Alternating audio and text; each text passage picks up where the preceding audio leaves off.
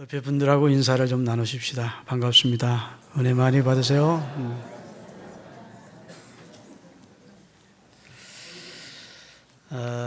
오늘은 이제 2015년 맥추절 감사 예배입니다.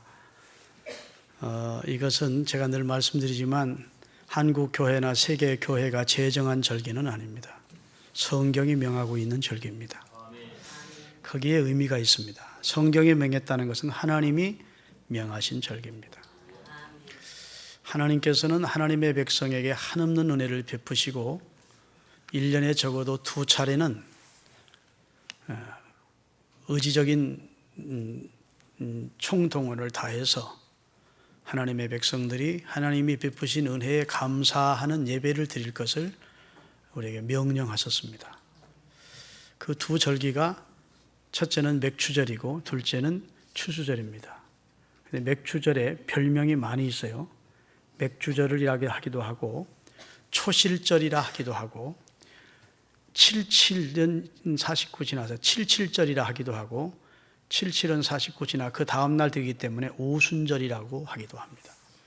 다 한마디로 맥추절을 지키라는 하나님의 명령입니다. 동사하여 열매를 거두어 첫 열매가 맺히는 그런 시절에 하나님이 베푸신 은혜에 감사를 하라는 것이죠. 여러분, 우리 그리스도인들은 불신자와는 엄청난 차이가 있는 것 가운데 하나가 감사가 생활화되어 있다는 겁니다. 불신자들은 감사한다고 하는 것이 이제 부모님의 은혜에 감사하는 정도죠. 또 스승의 은혜에 감사하는 정도죠. 우리도 물론 부모님의 은혜나 스승의 은혜에 감사하는 마음이 있습니다. 그러나 우리 그리스도인들은 궁극적으로 하나님이 좋은 부모를 만나게 하셨으니 하나님께 감사하고 좋은 스승을 만나게 해주신 하나님께 긍휼적인 감사를 드립니다. 나의 나됨이 하나님의 은혜로 된 것이라고요. 제가 지난 금요일 날 설교를 하면서 설교 준비를 했는데 이 땅에 존재하는 병이 6,700가지더라고요. 많지요? 난 한 100가지 정도 되는가 했어요. 그랬더니 병이 6,700가지래. 암만 하더라도 뇌암, 혈액암, 폐암, 위암, 그다음에 췌장암, 전립선암, 방광암, 피부암. 따져보니까 병이 6,700가지래요. 이 세상 60억 인구 가운데 딱 한 병밖에 안 걸린 희귀병도 있고 한 10명 안쪽에 희귀병도 있고 100명 안쪽에 희귀병도 있는데 그건 치료약도 없대요. 우리가 메르스를 걱정하는 이유 가운데 하나는 예방약이나 치료약이 없다는 것 때문에 우리 국민들이 다 두려워하고 공포심에 사로잡힌 거지. 예방약이 있고 치료약만 있다면 걱정할 게 없겠죠? 그 6,700가지의 병 중에 여러분 병 안 걸리고 이렇게 산 거 얼마나 감사해요. 아멘. 또 마음의 병, 이 정신적인 병이 또 헤아릴 수 없이 많습니다. 겉은 멀쩡한데 이 마음의 병이 들어있는 사람이 많아요. 늘 불안하고 늘 짜증스럽고 늘 우울하고 이런 여러 가지 질병이 있습니다. 자꾸 이상한 소리가 들리고 이상한 것이 보이고 그런 사람이 많다고요. 바르게 보고 바르게 생각하고 바르게 말을 못하는 겁니다. 정신적으로. 그래 어떤 공간 안에만 있으면 두려운 거예요. 공황장애 같은 거. 이런 정신적인 또 질병이 또 헤아릴 수 없이 많다. 여러분 정신병 안 걸리고 오늘 교회 나온 거 감사하셔야 됩니다. 영혼의 병은 또 얼마나 많은데 죄 사함 받지 못하고 구원과는 전혀 관계없고 하나님에게서 끊어져 있는 본질적으로 영적으로 죽어있는 상태가 또 얼마나 많으냐. 그런데 하나님께서 저와 여러분을 그리스도를 통해서 우리 영혼을 소생시켜 주셨다. 중생시켜 주셨다. 우리 죄를 그의 피로 씻어 주셨다. 우리 이름을 하늘 생명책에 기록해 주셨다. 한 가지 천 가지 은혜를 주시고 하나님 우리에게 한 가지만 요구합니다. 감사하라는 겁니다. 부모님이 자식에게 만 가지 은혜를 줍니다. 헤아릴 수 없는 사랑을 베풀습니다. 태어나서부터 그가 성장하면서 계속. 그리고 부모님이 한 가지를 요구하는 겁니다. 부모님 은혜 감사합니다. 아버지 감사해요. 어머니 감사해요. 이 한마디면 족한 거예요. 하나님이 우리에게 무한한 사랑과 은혜를 베풀어 주시고 영광을 받으시기를 원하시는데 그 영광을 구체적으로 돌리는 방법 중에 하나가 감사합니다. 감사로 하나님 앞에 영광을 돌리는 거예요. 하나님 앞에 드리는 감사에 인색지 않기를 바랍니다. 그래서 성경은 범사에 감사하래요. 범사라는 모든 일에 내가 생각하고서는 이건 감사할 일이 못 되고 내게 흉한 일이고 이게 어려운 일 같은데 싶어도 감사를 하래요. 그러면 그것을 변하여 감사할 조건으로 바꿔주십니다. 지내놓고 보면 다 감사 조건이 되도록 우리의 삶을 하나님이 섭리하신다는 거예요.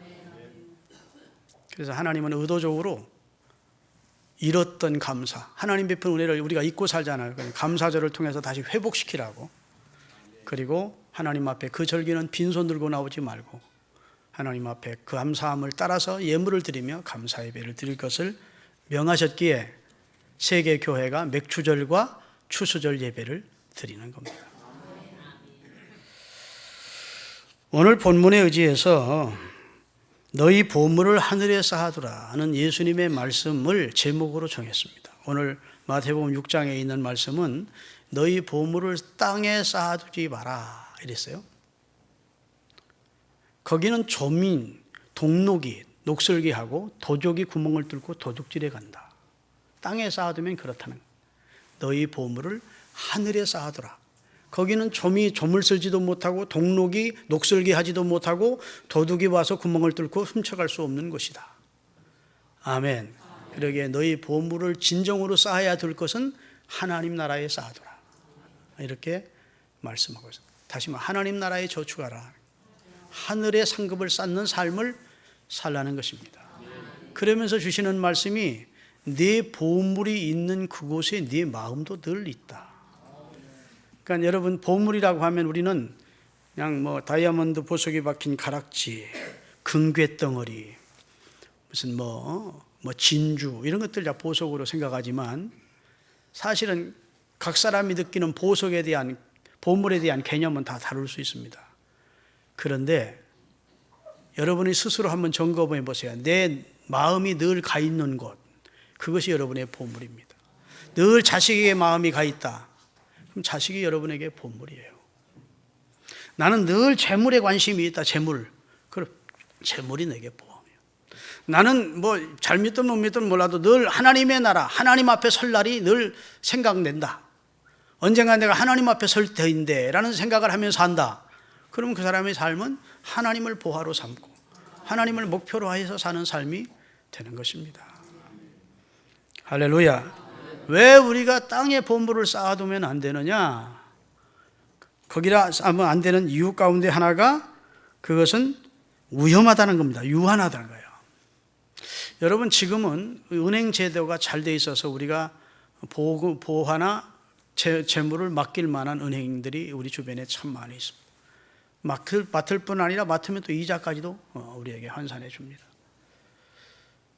그런데 옛날 이런 성경이 기록될 때나 그다음에 무슨 구약 때에는 저 은행 제도는 것이 없었죠. 그러니까 사람들이 보화가 생기면 땅 속에 묻어두는 겁니다.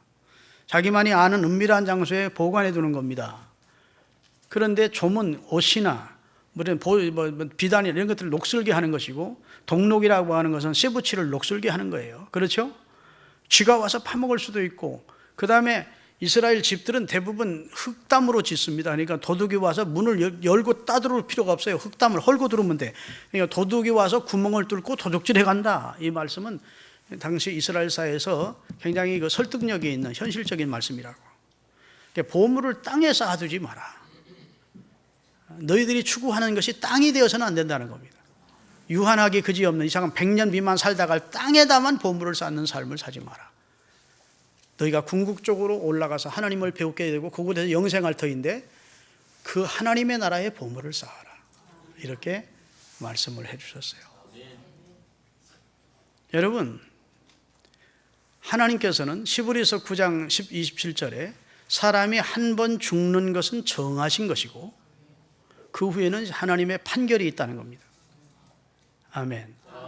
5달란트, 2달란트, 1달란트 받은 사람들을 주인이 세워놓고 나중에 셈하겠다는 겁니다. 셈. 우리의 삶을 다 마친 후에 하나님 앞에 서게 되면 하나님이 내 삶을 셈하겠다는 겁니다.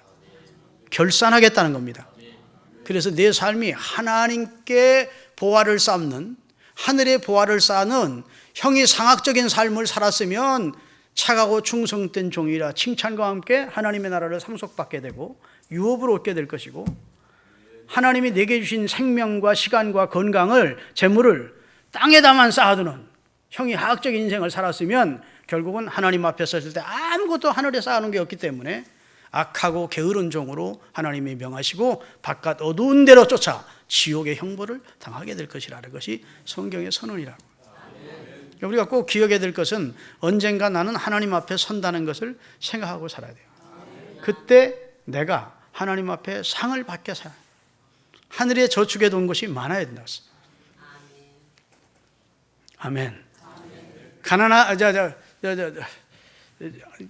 돈은 많으면서도 하나님 앞에 헌금하기 인색한 부자가 하루는 잠을 자다가 꿈을 꾸었대요. 꿈을 꾸었는데 천사 하나가 나타나서 천국을 구경시켜 주더래. 쭉 구경을 시켜주면서 너무너무 호화찬란한 집이 보이더래. 참 집 아름답다. 이거 누구 집입니까? 네 집의 종 아무개 집이다. 그러더래.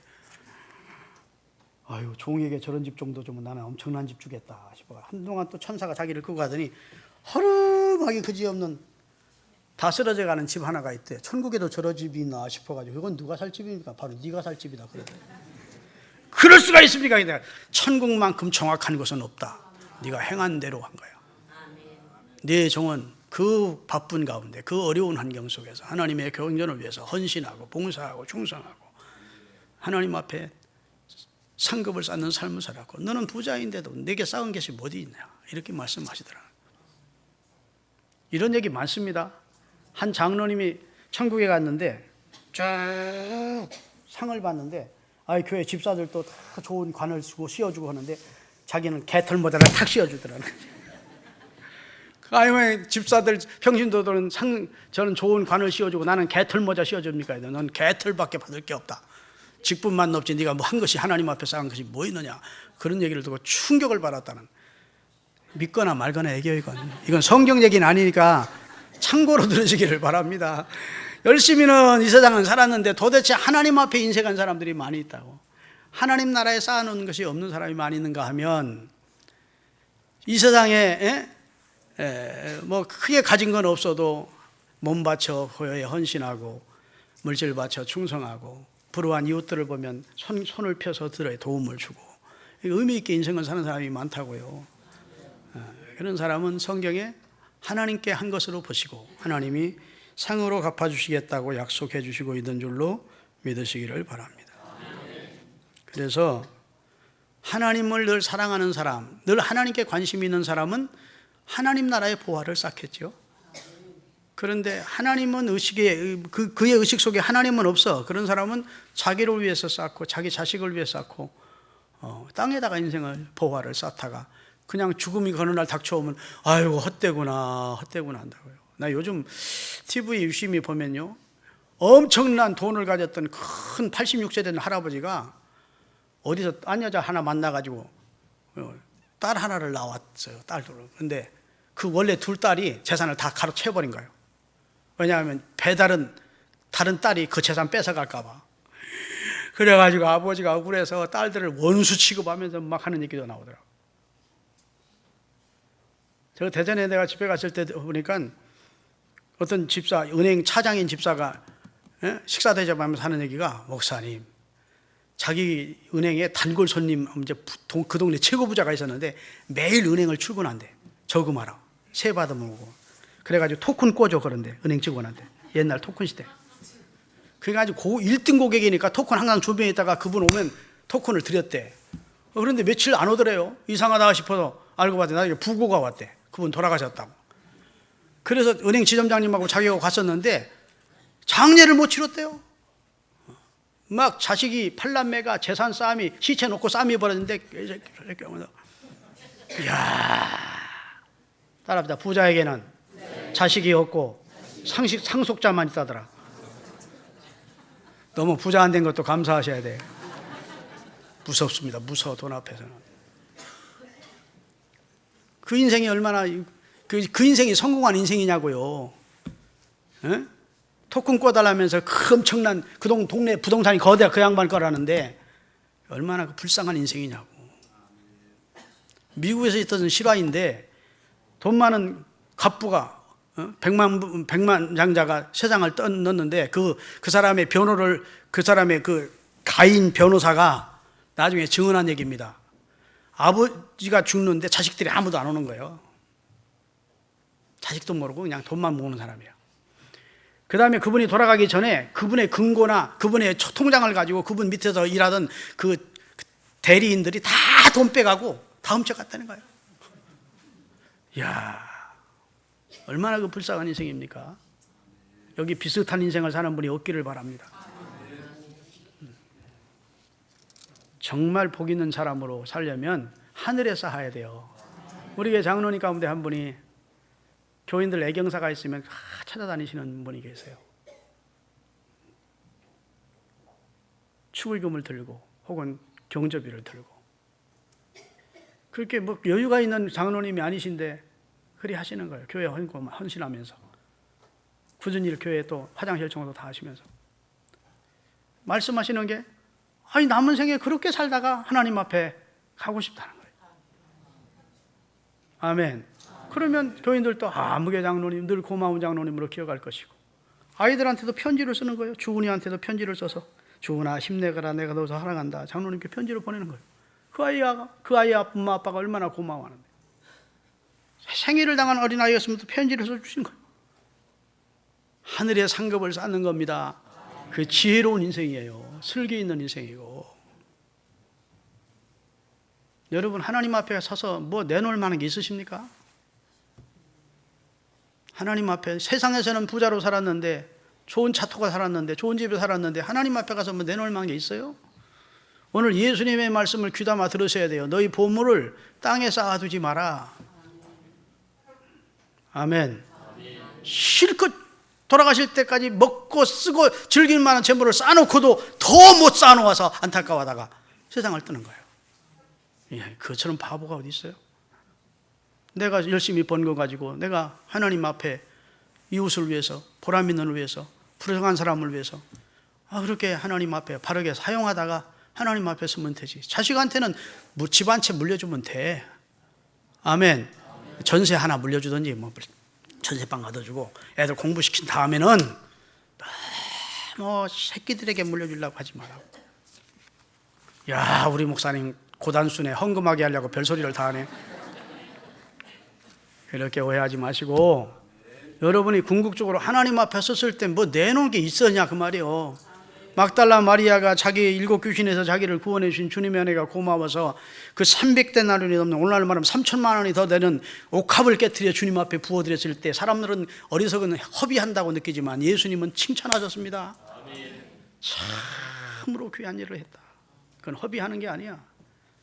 하나님이 내 십자가가 내가 죽으면 3일 동안 내 몸에서 혹인 냄새 날까 봐 이 여인을 통해 향유를 미리 붓게 한 것이고 복음이 전해지는 세계 곳곳에 이 여인이 행한 일은 아름답게 전파될 것이다.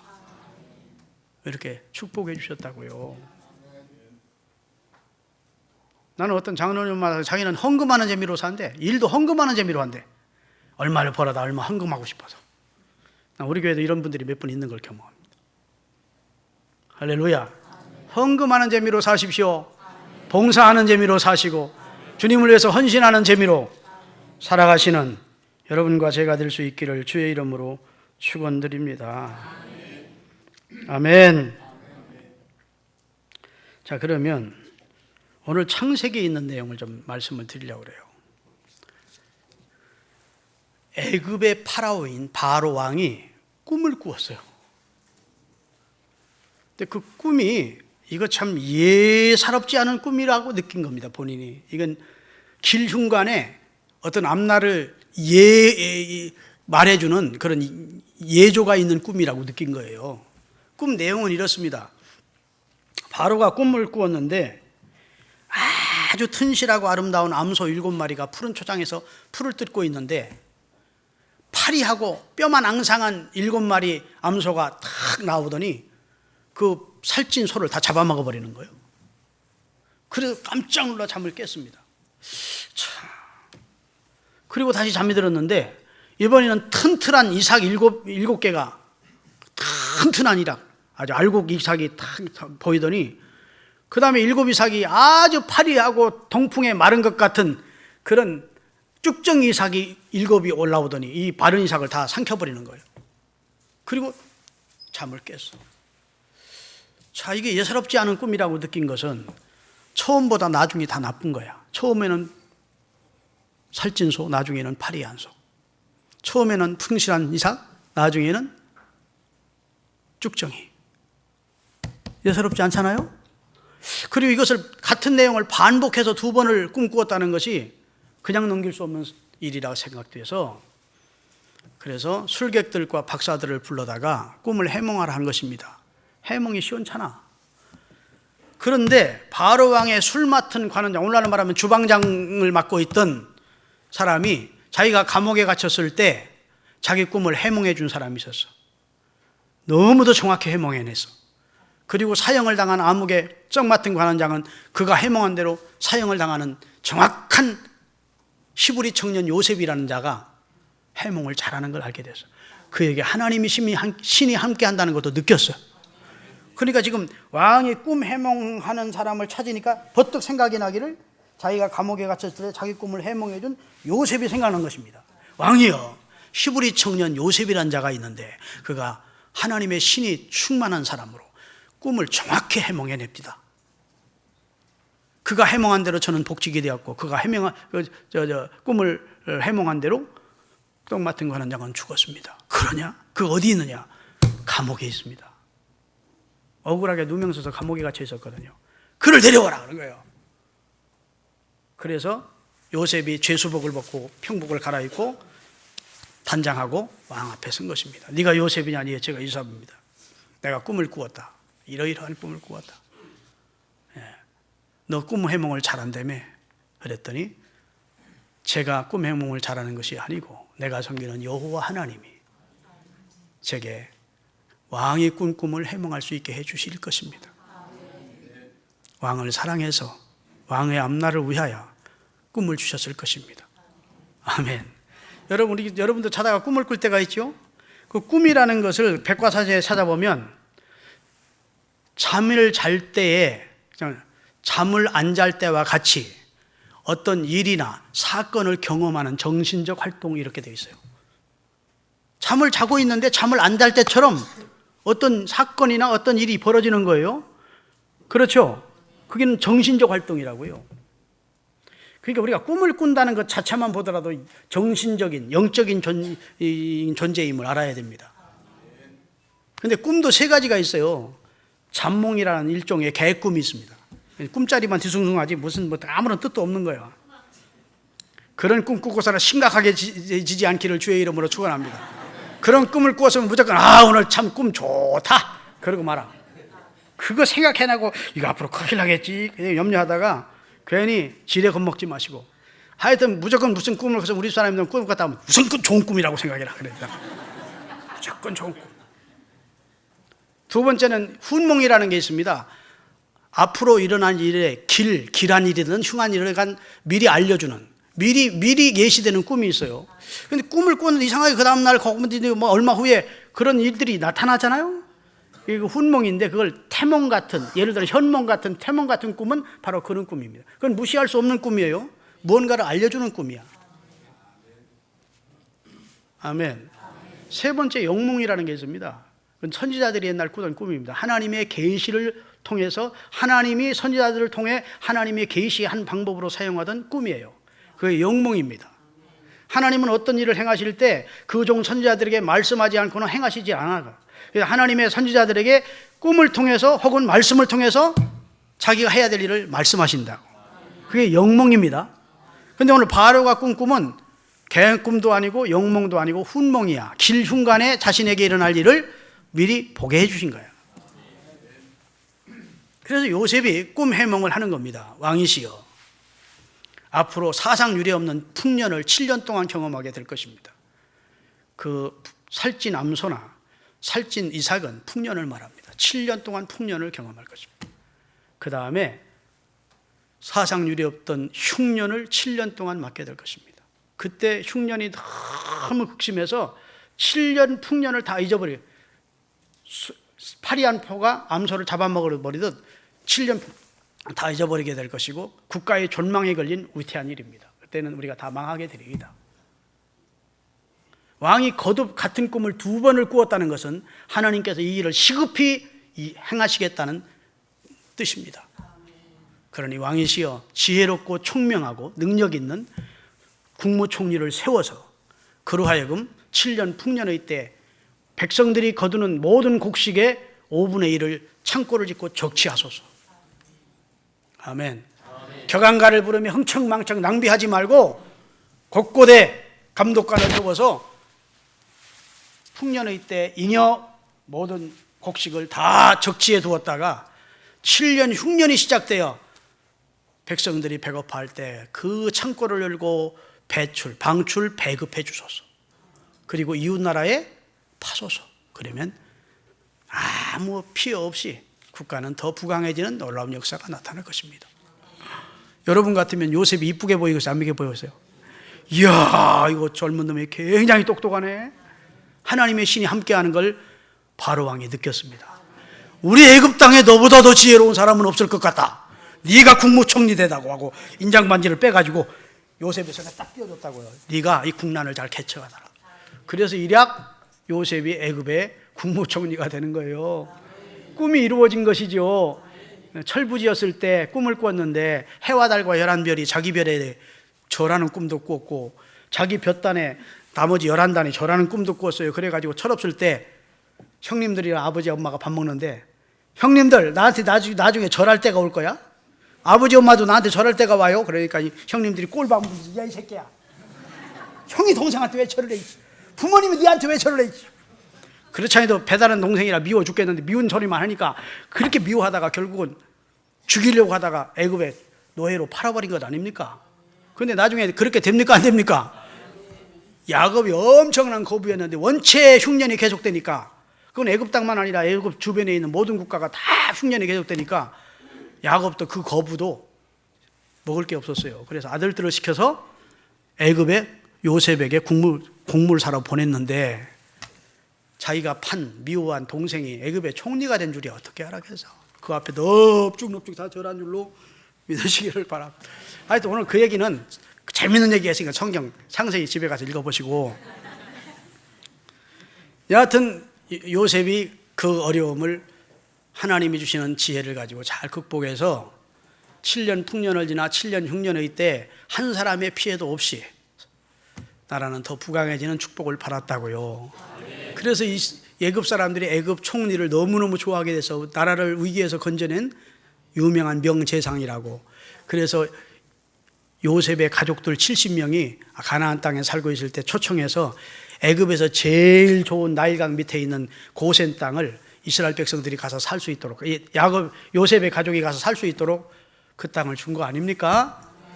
400년 동안 그 땅에 있다가 요셉의 은혜를 까맣게 모르는 그런 다른 왕, 바로 왕이 세워지게 됐고, 그리고 이스라엘 백성을 학대하게 됐고, 그때 하나님 모세를 준비했다가 430년 만에 이스라엘 백성을 이끌고 나오도록 하시는 거예요. 성경 그게 이제 출애굽기 내용이라고. 믿으시면 아멘. 자, 그러면 이제 이 요셉이 지금 국난을 헤쳐간 결정적인 그것이 무엇입니까? 저축이요, 저축. 요셉이 국난을 헤친 결정적인 그 슬기가 저축에 있었던 겁니다. 7년 풍년의 때 흥청망청 낭비하지 말고 저축합시다. 아멘. 그리고 환난이 오면 그 축적된 저축된 것을 가지고 백성을 살리십시다. 이런 내용이었다고요. 여러분, 이건 요셉의 경우 애굽에 일어난 한 사건이지만 따라합시다. 한 개인의 경우도 마찬가지이다.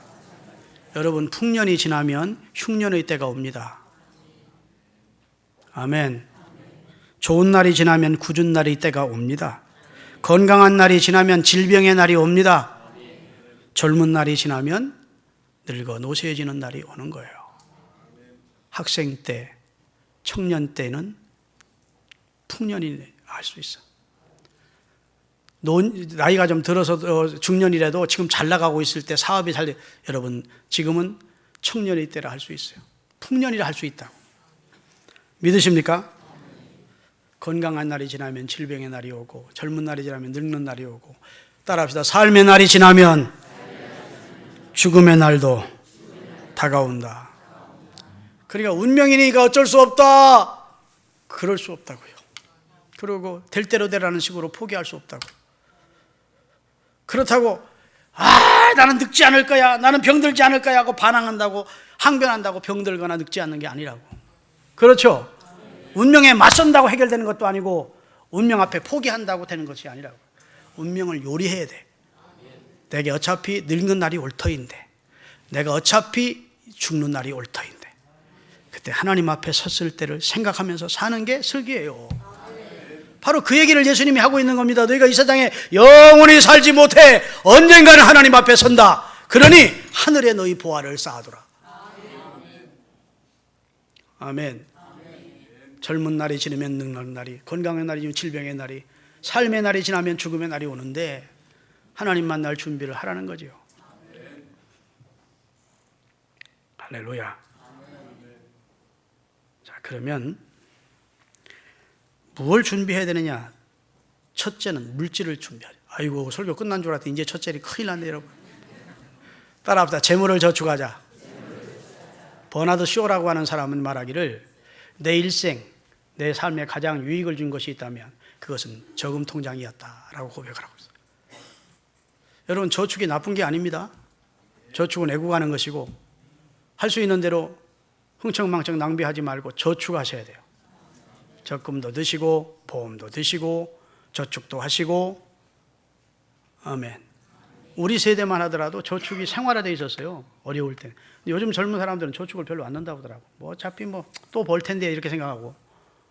자꾸 유럽화돼 가는, 유럽 사람들은 한 열심히 벌어가지고 다 휴가 가서 다 써버리고 그 다음에 또 벌고 그런데. 그건 좋은 게 아닙니다. 유비무환이라는 말이 있어요. 그렇죠? 언젠가 환란이 올 터인데 그때를 위해 준비해 두는 것이 지혜예요. 여러분, 저축 생활 하시기를 바랍니다. 그런데 빌리 그레함 목사님은 물질밖에 저축해 놓은 사람이 없다면 그 사람은 가난한 사람이다 그래서. 물질은 저축해 놨는데 다른 건 저축해 놓은 게 없어. 그게 가난한 사람이에요. 따라합시다. 선행을 저축하자. 적선지가의 필요유경이라는 단어가 있습니다. 선을 행하는 가정에는 틀림없이 경사스러운 날이 온다는 거예요. 여러분, 선행을 저축할 수 있기를 바랍니다. 여리고성의 기생 라합은 생명의 위협을 무릅쓰고 이스라엘 정탐꾼 둘에게 선행을 베풀었습니다. 그랬더니 그와 그의 온 가족이 구원을 얻었어.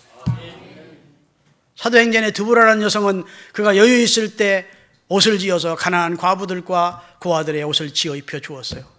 주님이 다시 그에게 생명을 다시 살리는 보상을 해 주신 줄로 믿으시기를 바랍니다.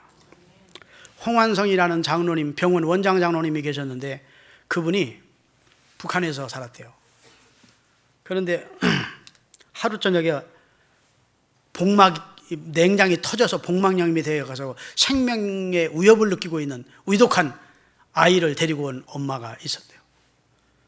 이 집은 너무너무 가난해서 병원비를 낼 수가 없었어. 옛날에는 병원비부터 받고 의료보험제도가 없어서 병원부터 받더 이제 수술도 해주고 했다고요. 병원비가 없으니까 다른 병원은 다 거절한 겁니다. 그런데 이 장로님 병원으로 이제 온 거예요. 그 아이를 데리고. 여러분 자식이 숨 넘어가는 입장에서는 얼마나 안타깝겠어요. 그래도 다른 병원은 안 받아줘. 그런데 홍환선 장로님 병원에서는 수술을 해주고 깨끗이 치료해주고, 원장님 제가 돈이 없으니까 괜찮습니다. 그리고 정말 아름다운 의술을 펼쳐줬어요. 무상으로 치료를 해줬어요. 그리고 6.25 사변이 터진 거예요. 그러니까 이 빨갱이들이요, 부르주아들을, 돈 많은 사람들, 지주들, 이런 사람들은 다 인민들의 피를 빨아먹은 부르주아들이다, 숙청 대상이다 해가지고 돈 많은 사람들 다 잡아다 운동장에 모아놓은 거예요. 그리고 인민재판하는 거예요. 이놈은 와서 찔러 죽이고 때려 죽이고 다음에 나와 때려 죽이고, 거기서 무슨 항변도 못해. 이제 홍환선 장로님 차례가 딱 된 겁니다. 하나님 앞에 하나님 내 영혼을 주님께 부탁하나이다 이렇게 기도를 하고 있는데 그분은 안 됩니다 그러는 분이 한번 군중 속에 일어난 거예요. 그분은 저런 죽은 저런 부르주아 그런 사람이 아닙니다. 그분은 가난한 사람들을 위하여 많은 인수를 베푸신 분입니다. 무상으로 우리 아들도 다 죽어가는데 다른 병원은 다 거절했는데 저 홍한선 저 원장님은 내 아들을 무상으로 치료해 주었습니다. 그분은 인민의 적이 아닙니다. 그런 거예요. 그랬더니 많은 사람들이 살려주십시다 그러더래요. 그러니까 딱 통과시키더래요. 진짜 사지에서 구원받은 거죠. 그게 선행을 저축한 겁니다. 한 번 선행을 저축했다가 죽을 자리에 산 거예요. 박대선이라는 연세대학교 총장이 계셨어요. 이분이 장로님인데 공부를 잘하는 학생이 한 해는 등록을 안 한 거예요. 그걸 불러다가 왜 등록 안 하나 했더니 너무 어려워서 이번에 등록을 못 하겠습니다 그랬더니 내일부터 그냥 계속 학교 나오게 하더니 박대선 총장님이 그 학생의 등록비를 한 해께 내준 겁니다. 그리고 나 6.25 사변이 터진 거예요. 오늘 6.25 사변 얘기 많이 나오네. 그게 다 후퇴 때, 1차 후퇴 때 피난을 가가지고 저 부산까지 피난을 내려가서 거기서 피난살이를 하는데 옛날 뭐 총장이라고 뭐 가진 돈이 있나요? 전쟁이 일어나니까 다 똑같아지지. 그러니까 노숙을 하고 그냥 어디 가서 정말 그냥 그런 사람일수록 더 살기가 힘들어. 어려우다면 나름대로 또 체면도 있고 그러니까 겨우 생명 유지하고 있는데 하루는 부산 시내를 이렇게 걸어가는데 경례를 딱 붙이면서 총장님 이러더래. 자네 누군가? 그랬더니 대우이가 저를 모르십니까? 저는 총장님께서 제가 유급됐을 때 등록비를 내주어 연세대학교를 졸업한 안무개입니다. 총장님 지금 어떻게 사십니까? 말을 못하고 굉장히 어렵게 사시는군요. 우리 집 관사 한 방이 비어 있습니다. 그걸로 모시겠습니다. 그래가지고 그 어려울 때 아주 직사 대접을 받았대요. 직사 대접 한 번에 직사. 그런 게 바로 선행을 저축하는 거예요.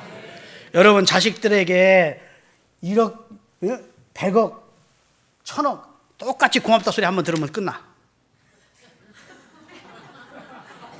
아멘. 그런데 어려움을 당하는 이웃들 주변 사람들에게 그 사람에게 1000만 원 한 번 주면 평생 고마워해. 자식은 한 번 고맙습니다 하면 끝나. 그것도 안 하는 애들도 있고 당연히 받는 건 줄 알아. 부모님이 고열을 짜서 이룬 기업이나 이런 것들 당연히 하는 거죠. 그런데 여러분이 그걸 가지고 있는 걸 가지고 정말 내가 조금만 밀어주면 일어날 것 같은 하는 사람들에게 밀어줘봐. 그런 선행을 저축해 보라고요.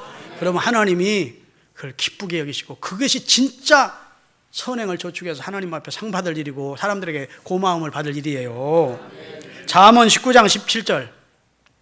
내 말이 아니고 선생님의 말씀입니다. 가난한 자를 불쌍히 여기는 것은 여호와께 구워드리는 것이니 그의 선행을 누가 갚아야? 하나님이 갚아준대. 정의상 장로님 지금 부자지만 아주 가난하다고 하자고 예를 들어서. 그런데 송종호 장로님이 어려워서 예를 들어서 1000만 원을 도와줬어. 꽂은 거 아니고 힘을 내십시오 하고. 그러면 정의상 장로님은 갚을 능력이 없어. 그럼 누가 갚아주겠다는 겁니까? 그 선행을 하나님이 갚아주겠다. 사람에게 한 것도 하나님이 갚아주겠다. 그러니까 재물만 저축하려 하지 말고 선행을 저축하며 사십시오. 마지막으로 따라서 천국에 영적 저축을 하자. 천국의 영적 저축이 중요합니다. 그건 기도를 저축해야 돼요. 기도가 저축입니다.